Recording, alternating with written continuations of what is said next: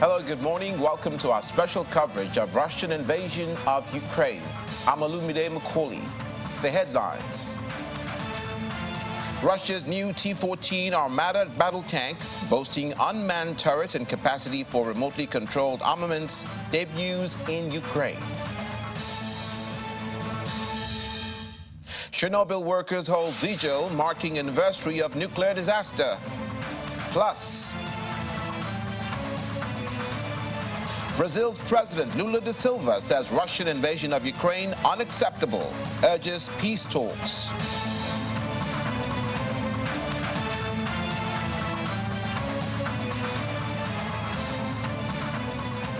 Thank you for joining us this morning. Russian Foreign Minister Sergei Lavrov says the situation related to the black grain deal has reached a deadlock. But before we get to that story, the RIA state news agency says that Russia has begun using its new T-14 Armada battle tanks to fire on Ukrainian positions, but they have not yet participated in direct assault operation. It says the tanks have been fitted with extra protection on their flanks, and crews have undergone combat coordination at training grounds in Ukraine. The T-14 tank has an unmanned turret, and its crews remotely control the armaments from an isolated armored capsule located in the front of the hull. The tanks have a maximum speed on the highway of 80 kilometers per hour. In January, British military intelligence reported Russian forces in Ukraine were reluctant to accept the first tranche of the tanks because of their poor condition. It also said any deployment of the T-14 will likely be a higher risk decision for Russia and one taken primarily for propaganda purposes.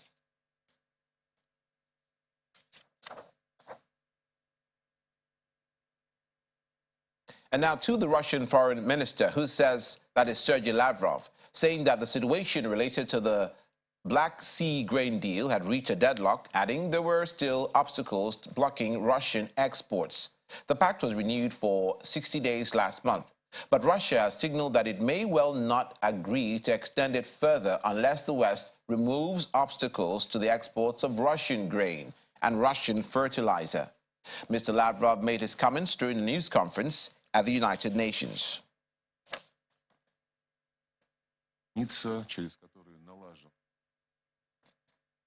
And blindsided by a massive fall in prices, Hungarian farmer Andrés Pastor says still has a large chunk of last year's maize crop sitting in storage as local buyers, including his clients, loaded up on cheaper grains imported from neighboring Ukraine. The invasion by Ukraine, that is by Russia, has made it difficult for Ukraine to ship as much grain and oilseeds through its ports in the Black Sea and led to a large volume moving through Eastern Europe on trucks and trains. The European Union has exempted Ukrainian grains from customs taxes as it sought to open solidarity lanes to help ease their transit, fomenting criticism amongst local farmers of unfair competition. Pastor says his company raked in just 15% of its average maize crop from fields near Hungary's eastern border with Ukraine, and about half of that, some 2,000 tons, still in storage facilities, waiting to be sold. Meanwhile, the Russian Foreign Minister Sergei Lavrov says that Sudan, which is currently embroiled in the conflict between rival factions at the moment, had the right to use the services of Russian private military company Wagner Group.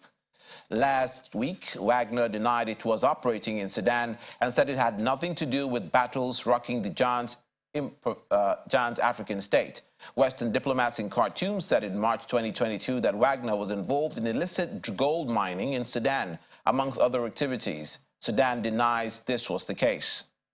The group wrote on Telegram that it had not had contact for a long time with either Sudan's military ruler, General Abdel Fattah el-Burhan, or paramilitary chief General Mohammed Hamdan Dagalo, whose forces are at the heart of the current conflict. Wagner mercenaries, which have been in the past been deployed against insurgents in Mali and the Central African Republic, are currently spearheading attempts to capture the eastern Ukrainian city of Bakhmut. President Cyril Ramaphosa of South Africa says the governing African National Congress ANC party had resolved that South Africa should quit the International Criminal Court, which last month issued an arrest warrant against Russian President Vladimir Putin.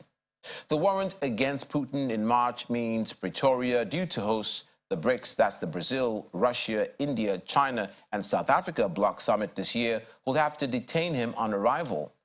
Ramaphosa says the decision, which follows a weekend meeting of the ANC, was reached because of what is perceived as the court's unfair treatment of certain countries.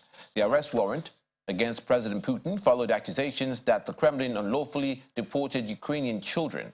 On whether South Africa would arrest President Putin, President Ramaphosa says that matter is under consideration.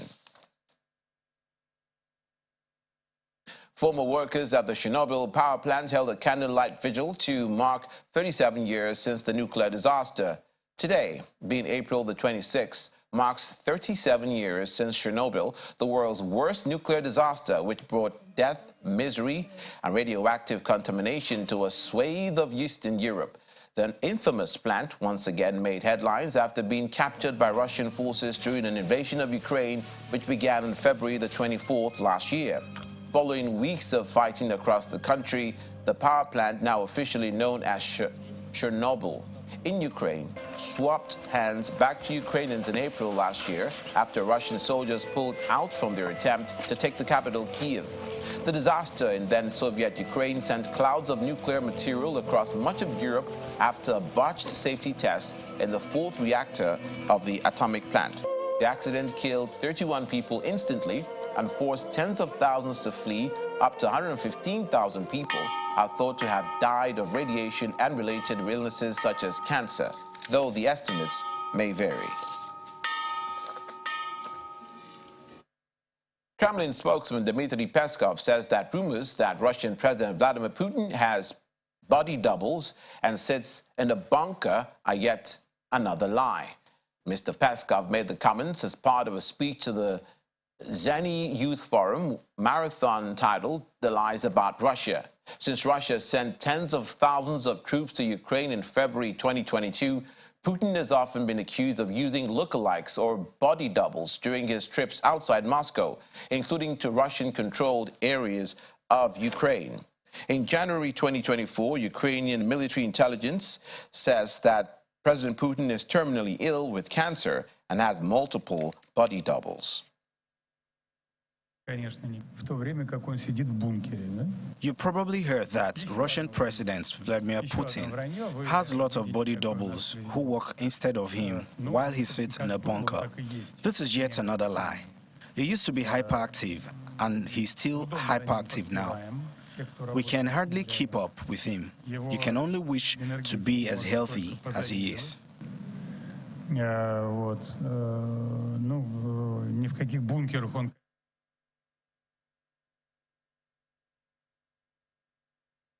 Now, an ally of Russian President Vladimir Putin warns that the world was probably on the verge of a new world war, cautioning that the risk of nuclear confrontation was also rising, though neither scenario was inevitable.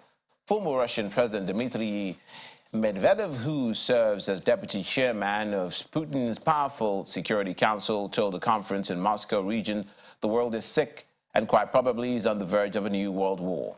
He said such a new world war was not inevitable, but said the risks of nuclear confrontation were growing and more serious than concerns about climate change. Meanwhile, Medvedev has called U.S. President Joe Biden a desperate grandfather after the United States president officially launched his campaign for re-election in 2024. Medvedev said in his words, in the place of the U.S. military, it would immediately create a fake suitcase with fake nuclear codes in case he wins, in order to avoid irreparable consequences. Since Russia's full-scale invasion of Ukraine, Biden's government has played a key role in supporting Kyiv and denouncing Russia's actions. At a speech in Poland earlier this year, President Biden said that the war in Ukraine will never be a victory for Russia. Now, Brazilian President Luiz Inácio Lula da Silva criticized the Russian invasion of Ukraine, saying no one is talking about peace in what he calls an insane war. Speaking during a visit to Spain, President Lula said his country is committed to finding a peace formula to end the conflict.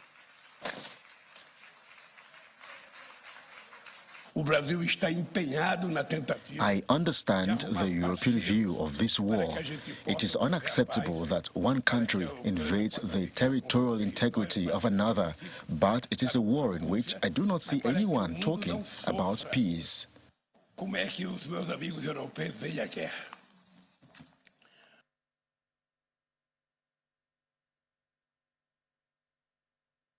Now, from there, posters chronicling the end of the Cold War lie discarded near outdoor rubbish containers, and staff inside sift through the papers and stack books. Over a quarter of a century of Russian human rights work is packed up.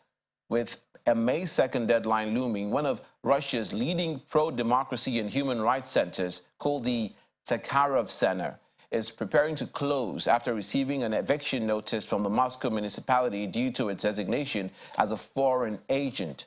The center's chairman says its task for now was to save its books and artifacts for better times. Named after Nobel laureate and Soviet dissident Andrei Sakharov, the center not only provided information about his work, but also housed an exhibition on Soviet leader Joseph Stalin's purges in prison camps and offered a forum for pro-democracy activists. The authorities had provided the premises rent-free, but now say they're merely following the law, which changed in December to ban the state from providing support to foreign agents.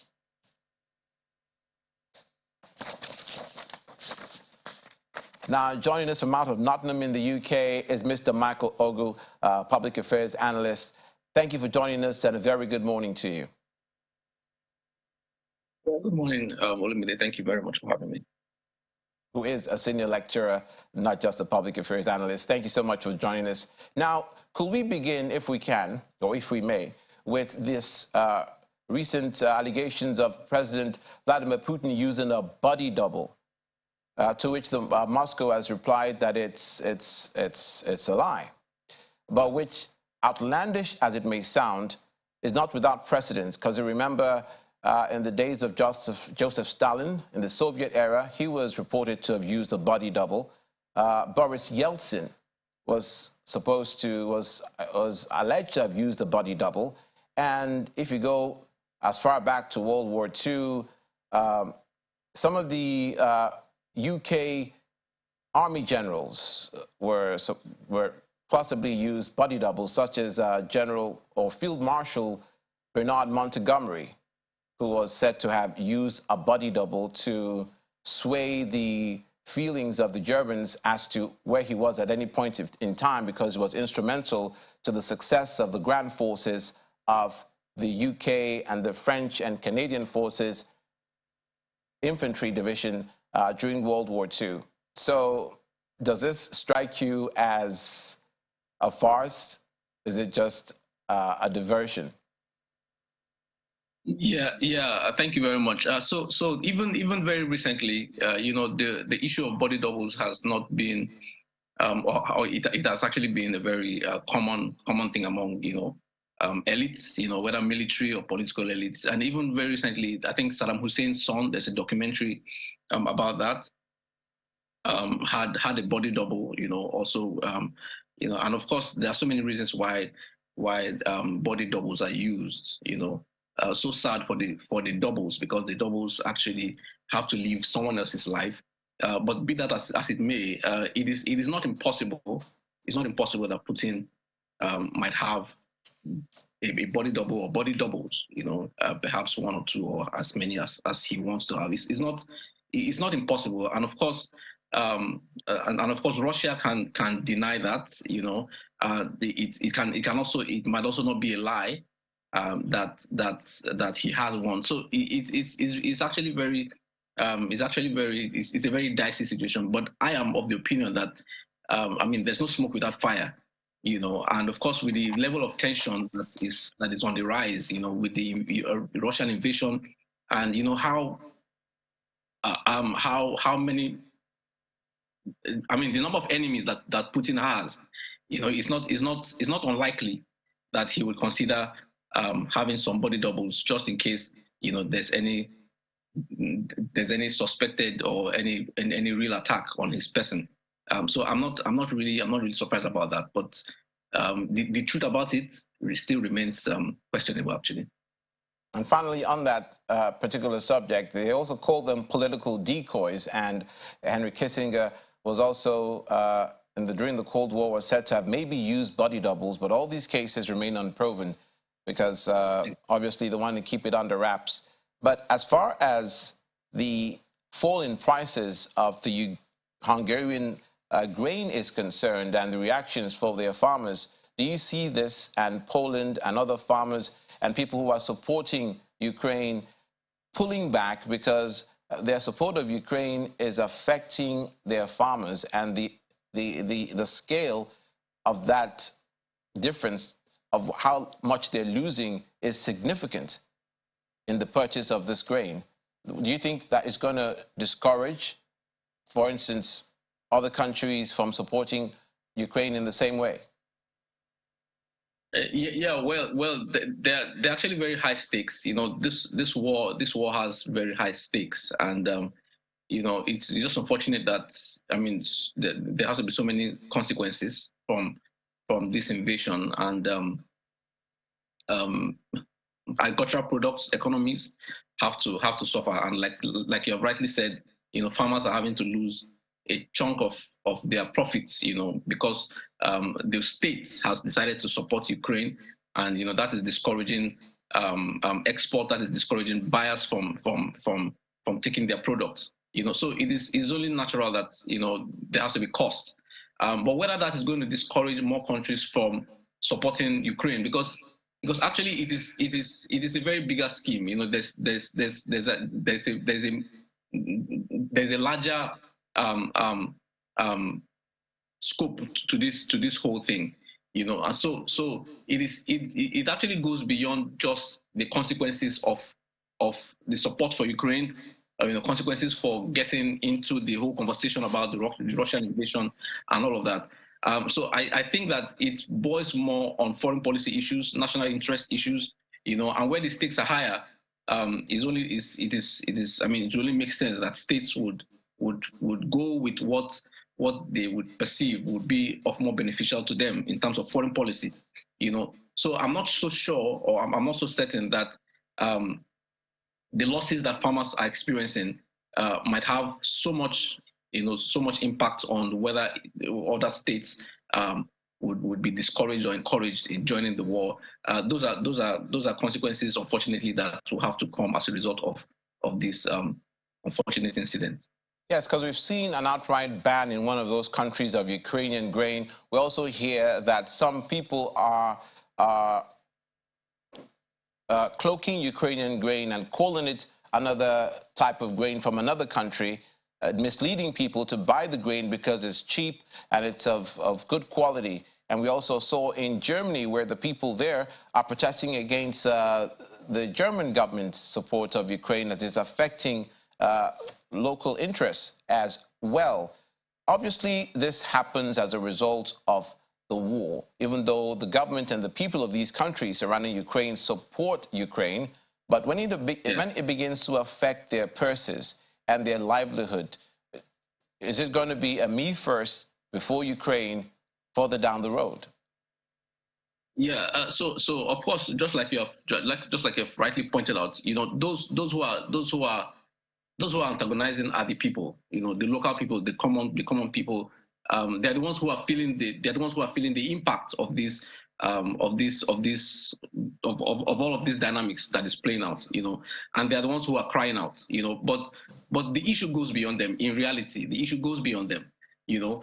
And yes, it is possible that, you know, they might actually protest, they might cry out and get the attention of those who make policies, foreign policy, and all of that. But the point I'm making is that in the larger scheme of things, there's a scale of preference, you know, and I'm not so sure that in that scale of preference, the profits, the pains that the people are feeling in terms of the support that their state is giving to the war and all of that, so much makes any more difference in terms of how the state continues to respond or continues to support or not support this invasion. Like the stake is actually larger, and I think there are so many things that are involved. Yes, obviously, and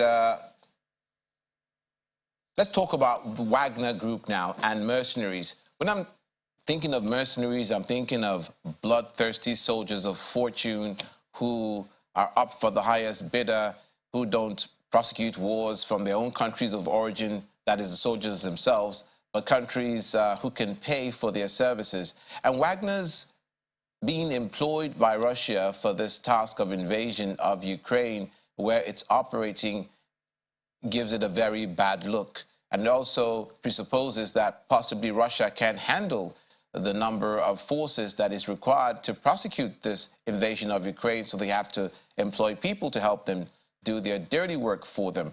What's your opinion of the Wagner group? And now we hear that they're being accused of forays into Sudan.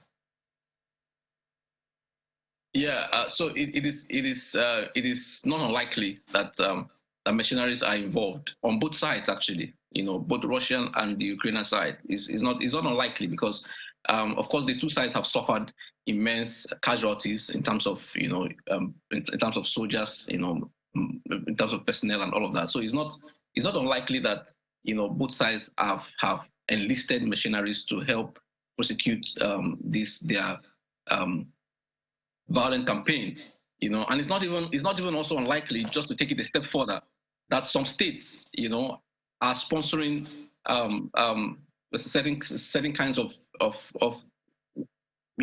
certain kind of militia, perhaps, if you allow me to use that word, to support either side of this of the parties involved in this conflict. So there's whenever conflicts occur like this, there's an economic side to it, and everybody or all the stakeholders, as many stakeholders as possible, are trying to cash out on the violence that is taking place. And it is very possible. It's very possible that mercenaries are involved. Especially on the Russian side, because of course we have heard news of catastrophes and casualties of Russian soldiers, and of course because of the support that Ukraine is getting from all of its allies, and the advancement that they're making. The casualty that Russia is experiencing. So it's not unlikely that mercenaries are involved, but I'm not going to think that it's going to be only the Russian side. I want to believe that also Ukraine is enlisted or has enlisted also some mercenaries, because of course the bottom line is to win the war at the end of the day. And so they will use whichever means that is possible for them to use to win this war. They're going to try to explore those options.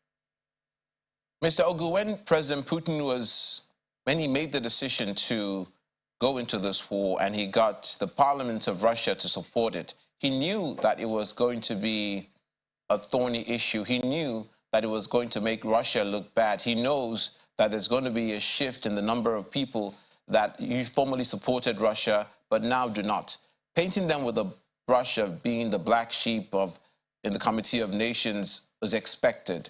And this use of mercenaries also brings that more to the fore. Now that we also are told, and there are reports that the mercenaries, some of whom are being conscripted, are people who've been in jail and who are convicted criminals. They're using convicted criminals to prosecute this war. And we also understand that at the end of the day, when they've served for a period of time, these criminals are pardoned. Exactly. And the head of Wagner, Przokhin, says that it was talking to the Russian people, encouraging them that it's better that convicts and convicted criminals are used in this war than the Russian people themselves. So this makes Russia, how do you think this affects the entire dynamic of the situation? Yeah, it's actually all about bargaining. It's all about negotiation. So somebody is convicted, is in jail, and you bring him an offer of this nature. I mean, he will consider it. I mean, if he puts in some few months, you know, in the battlefield, he gets pardoned for all the offenses that has brought him to jail. You know, it's something. It's a very juicy offer. You know, so I'm not surprised that that they're exploring that option. And of course, it is also a very a plausible option too, in terms of, you know, the casualties that they have suffered. But there's another dimension to it, and that is the dimension of what happens when the war is over, the dust has settled. You know, how do you get these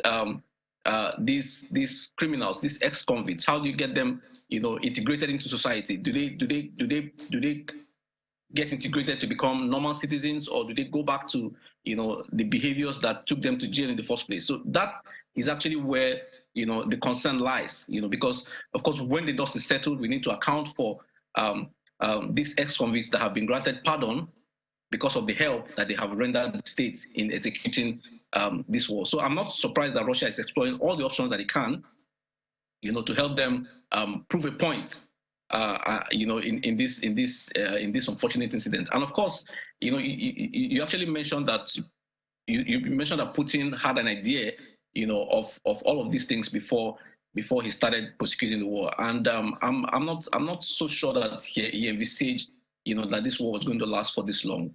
You know, I would think that he perhaps thought it was going to be a few months, and he's going to achieve the goals or the objective for the war.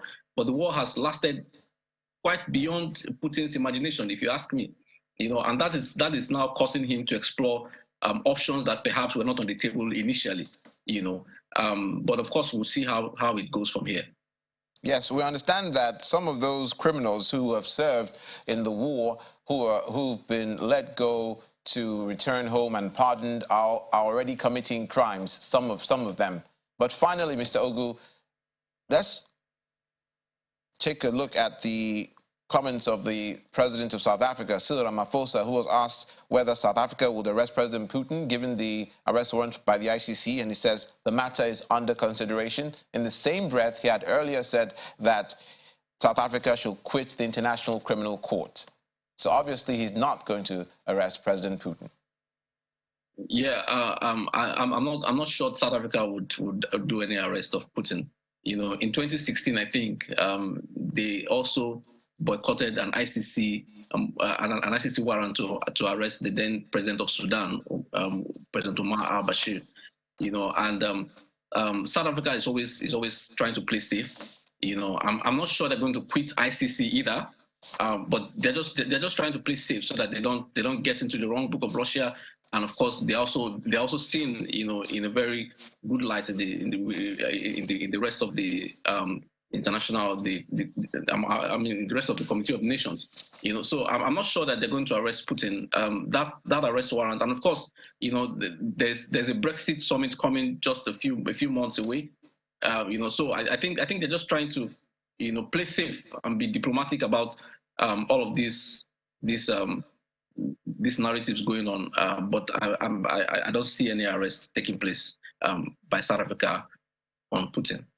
Yes, if he does leave the country, I can imagine a picture of President Putin and his generals laughing over the ICC arrest warrant and drinking and saying that's never going to happen. Thank you, Mr. Michael Ogu, senior lecturer, joining us from out of the UK. Thank you for being with us this morning.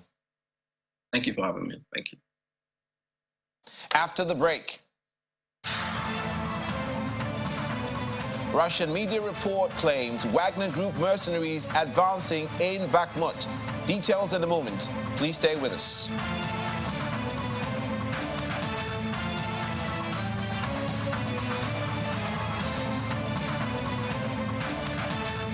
Thank you for staying with us and welcome back to our special coverage of Russian invasion of Ukraine. Russian media outlet captured a video from a balcony of a high-rise building with rows of badly damaged buildings showing what it says are members of the Wagner Group, Russian private military company. The battle for Bakhmut has turned into one of the bloodiest of the 14-month war. The eastern Ukrainian city almost completely destroyed by artillery shelling and urban combat. Russia says capturing Bakhmut will allow it to mount further offensives into eastern Ukraine. If they succeed, Moscow's forces are likely to face even larger urban battles for the nearby towns of Kramatorsk and Sloviansk. Russia's defense minister over the weekend said that its troops secured 2 more blocks in Bakhmut's western district and that airborne units were providing reinforcements to the north and the south. As we reported earlier, Russian Foreign Minister Sergei Lavrov has been speaking at a news conference at the United Nations. Mr. Lavrov says he was not involved in talks on any potential prisoner swap after he was asked about detaining the Wall Street Journal reporter Ivan Gershkovich. Mr. Lavrov also says there was a special non-public channel to discuss prisoner swaps with the United States, warning that publicity would complicate those talks. He added that he was not involved in talks on any potential prisoner swap.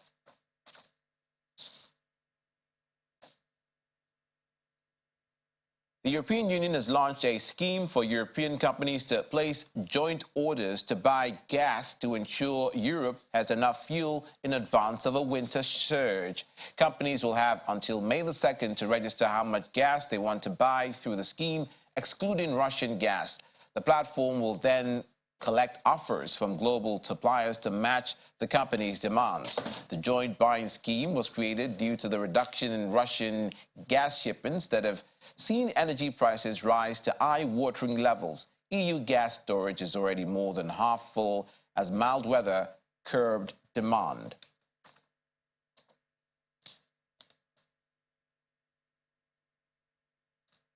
Now, from there, joining us is our business correspondent, Ini John Mekwa. Ini, very good morning to you. Good morning to you.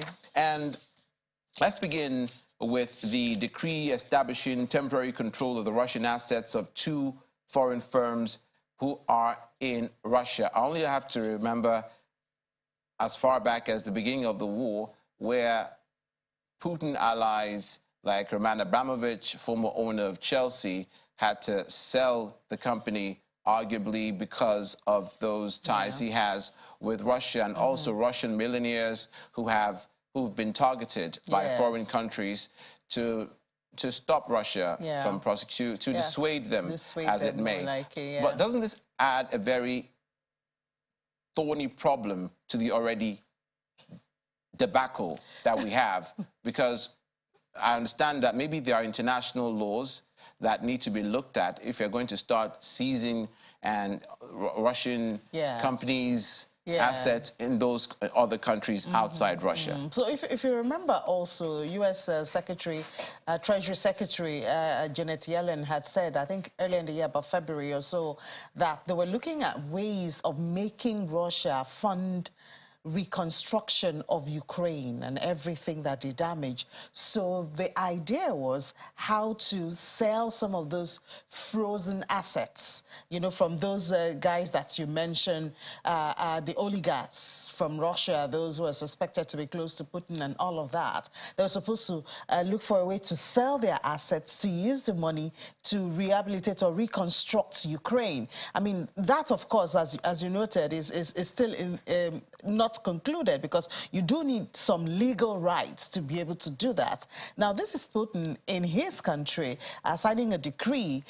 They've already seized 2 foreign companies in Moscow, and they are ready to do more, according to them. So any foreign company, remember, even when the war started, we had issues with the aircraft, the airplanes, and all of that. Yes. And I don't think those have been released. We haven't seen it in the news that they've been released up to now. We saw Russia take charge of those aircraft, and they were looking for ways, because the parts were mostly from the Western world, the unfriendly countries at this time, then they were looking for how to make them locally made, change some of those parts and the skills that were needed to run those things, to maintain them, to make it local, so they'll be able to maintain it and keep running. So we have those ones, and now President Putin is signed a law that foreign companies operating in Russia will get seized. Already they have seized 2.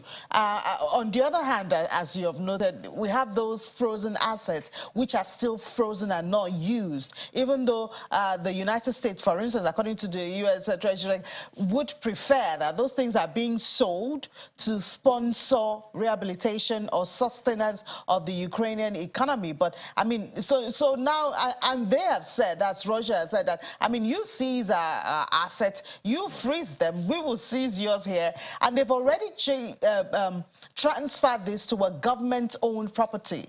That's these two that they seize. Now, the other side of this conversation is what's going to happen to the shareholders? Because shareholders were part of that company to make money. They invested their funds, they bought shares. And some of whom are possibly not even Russian. Obviously. Yeah. Now, the first thing is shares, dividends now, of course, will be paid in rubles. That's the Russian currency. So if you are outside Russia, if you're part of the unfriendly countries, how do you even get that across? Remembering that Russia doesn't go through SWIFT anymore. They've been banned from that network, you know. So it's a complicated one that has a lot of legal hurdles, even though we do know that President Putin doesn't really subject himself to some of those things, because I mean it is already a decree in Russia. So if you haven't left Russia, you're from an unfriendly country, you haven't left Russia, you might just get your company seized and being owned by Moscow.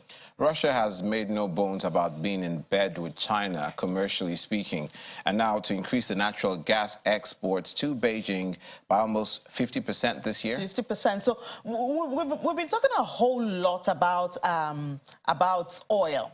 That Russia, China has been buying, China and India, they've been buying cheap oil and all of that. But I mean, they're taking it beyond that. So we've seen, for instance, in the case of India, there's now industry, Russian industry in India and all of that, establishing all of those companies and all of that. But China now is also focusing on gas. So Russia, they're also looking for, so they have Gazprom, through which the Power of Siberia pipeline, that's what they use to transfer this gas, because that's also the other thing, infrastructure. How do you get this gas from Russia to the other country, China in this case, because some of those things are connected with some of the European countries. You know, as you know, about 30% or so of Russia is in Europe. So how do you get it across? So Russia is trying to get alternative pipelines where they can easily transfer this gas as one of the ways to increase their export of gas to China by 50%, to get another alternative, because the infrastructure that they have, of course, has its own limitation and all of that. So they need to get other. So they're at this time looking or hunting for some other alternative through which they can increase this gas. But I mean, China is a reliable partner of Russia at this time. The more I look at it, the more it seems to me that China is Russia's get out of jail card. You know, it's their go-to partner, you know, in situations such as this. Has China agreed to buy the natural gas? They already have a 30-year contract, right, with China, between Russia with China. You know, the 50% increase. For the 50%, no, that's not part of the contract. Right. But I mean, I don't think that should be a problem. If judging by already conversations going on, judging by the meetings they've been having, judging by the fact that, I mean, China has always been there, and they're even trading, sometimes they trade in rubles. So they're encouraging the economy of Russia. They create alternative to the dollar. They're part of those who are pushing for the de-dollarization of the global economy. So we've seen them trade in yuan. We've seen the one being traded on the Moscow exchange, and the Moscow foreign currency exchange, which is one of the rare currencies that Russia is trading at this time, even though, of course, they have no choice. They still have to trade in euro and the dollar, because a whole lot of things come in that form and a lot of demand is on it. But this is one of the official currencies that are trading on the exchange. So, I mean, it's a relationship made in heaven, looks like. But I mean, it's not just China. India is also a major partner here. They're partnering on many fronts and increasing the relationship. So sometimes when I think about it, I just ask myself, what about the secondary sanctions? If you have individuals who are kind of remotely, I mean, we've seen how UK has sanctioned some Russians who are remote from the war, remote from Putin, and then now we see that there's a close tie between China and India, and we don't hear a lot of sanction threats coming from there. I mean, I just wonder sometimes. Speaking of relationships made in heaven, I like the way you put it. Russia and Belarus, their citizens being, and you could call it relationships made in another place that is not heaven, being restricted well, from... their relationship, Belarus and Russia, their relationship is made in heaven because it's like an extension. I think Belarus has become more like an extension of Russia, where you see, I mean, the other time they were talking about what's that power that they want to use now? Concerning... one of the assets they want to use, one of the arsenals they want to use, that they had a pitch in Belarus for their training and all of that. Oh, okay. Their neutral weapons that they want to put there in Belarus, you know. So, I mean, Belarus is more of Russia. That's why whatever punishment or sanction comes to Russia is also extended to Belarus. So, is this a big deal for Lithuanian visas? Yes, it is. For them, they're citizens of both countries not to be able to It is, especially for Russia, visas? because Russia is the biggest foreign community in Lithuania. So you imagine, I mean, I don't know who is that big in Nigeria. We used to have Indian communities and all of that in Nigeria. For Lithuania, Russians make up the largest foreign community. So you imagine what they bring into that economy. You imagine the real estate that they occupy. And of course, that contributes to the economy, to the revenue of the government. And it is a sacrifice for Lithuanians. But I mean, I think it's their own way of showing solidarity that we are not for this war.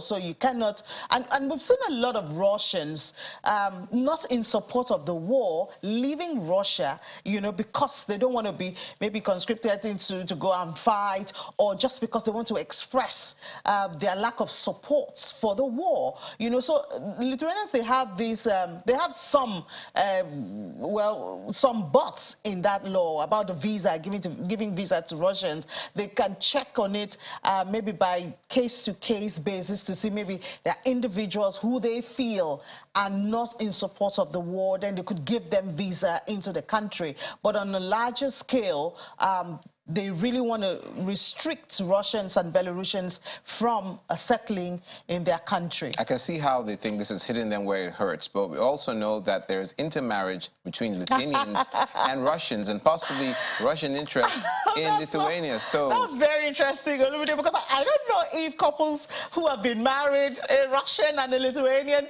will now get a divorce. The extended families can't travel. I'm sure that's one of the case-by-case situation that the government of Lithuania will look into. And of course, and you know, they used to buy a lot of real estate in Lithuania. Right. They used to be major contributors, so they want to be restricted from doing that. I mean, Belarus is just an attachment in this case, it seems.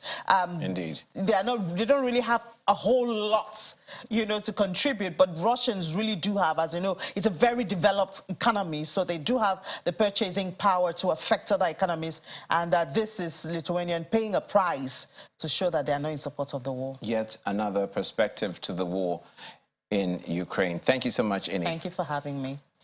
Ini John Mekwa can be joined on Business Morning after this program. Now, flags. When we return, Russia revives fried chicken chain rustics after KFC owner leaves. Details in a moment. Please stay with us.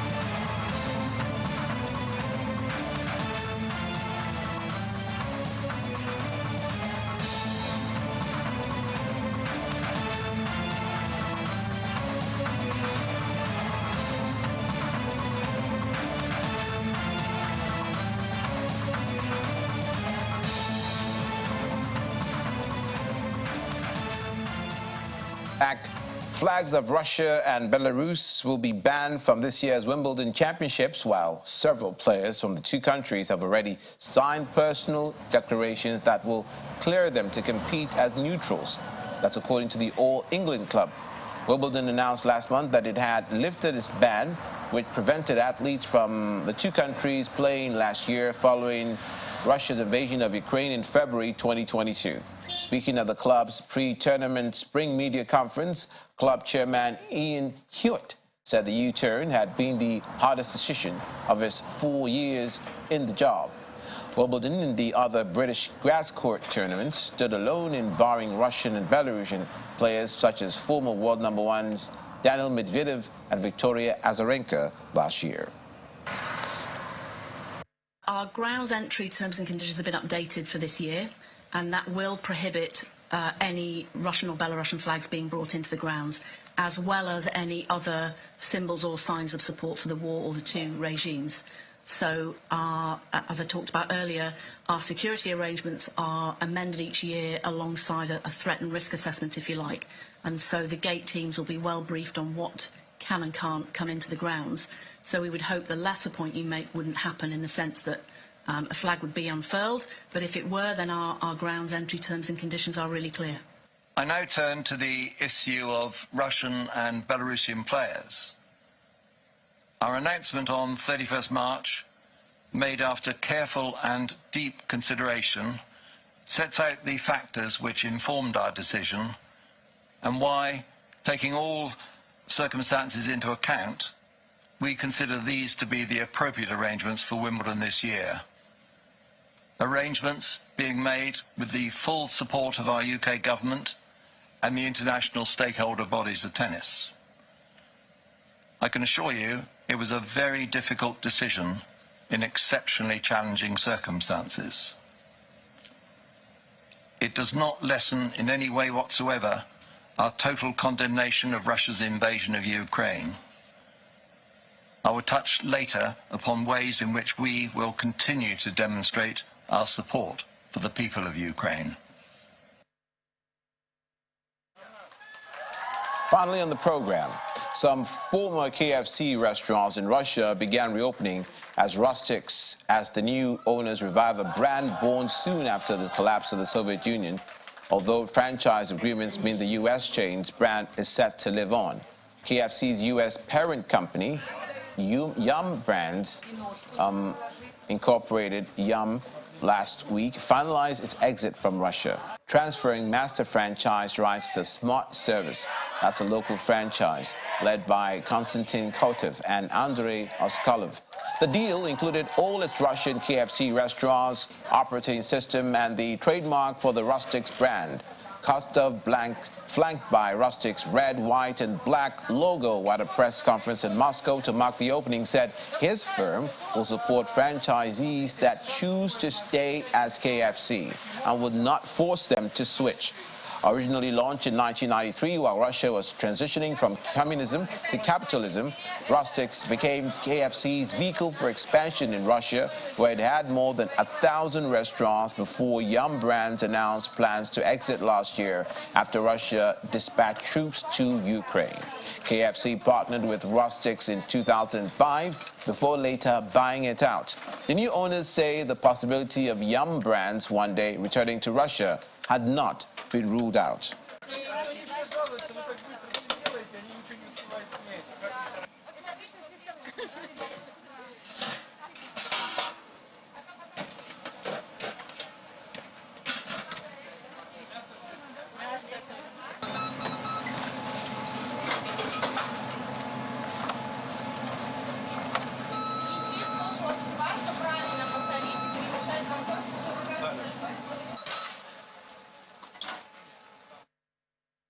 And this is where we call it a day for our special coverage of Russian invasion of Ukraine for this edition. Do join us again tomorrow. I'm Olumide Macaulay. Thank you for watching and have a great day.